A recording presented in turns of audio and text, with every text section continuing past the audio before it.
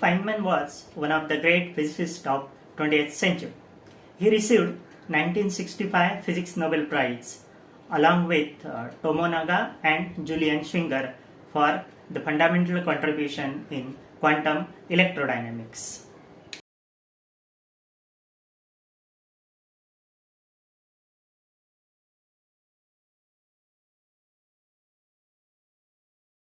Feynman's one of the student, Alan Harris, described this incident.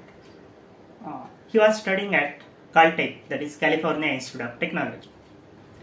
One day, after doing the laboratory work, Alan went outside the laboratory for drinking water. Then he heard familiar voice.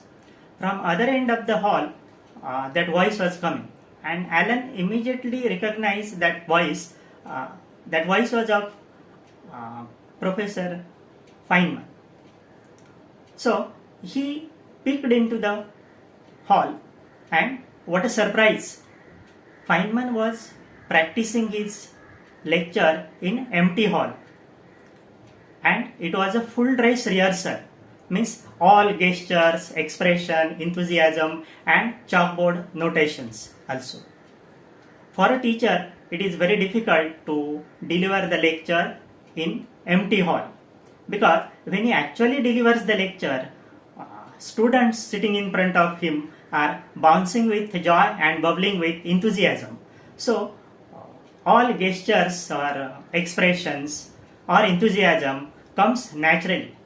But here Feynman was the physicist of the stature of Nobel laureate, was taking lot of efforts to deliver the lecture for lower division undergraduate students. Indeed, he was great teacher.